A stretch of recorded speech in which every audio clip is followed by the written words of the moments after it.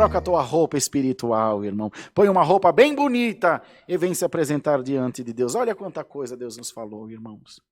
E quer o Senhor achar a sua igreja aprovada diante da sua presença, limpa de mão, pura de coração, com a lâmpada acesa, com um sorriso no rosto, e quando alguém gritar, aí vem o esposo, você com a lâmpada acesa poderá dizer, ora vem, sem demora, Senhor Jesus, estou te esperando.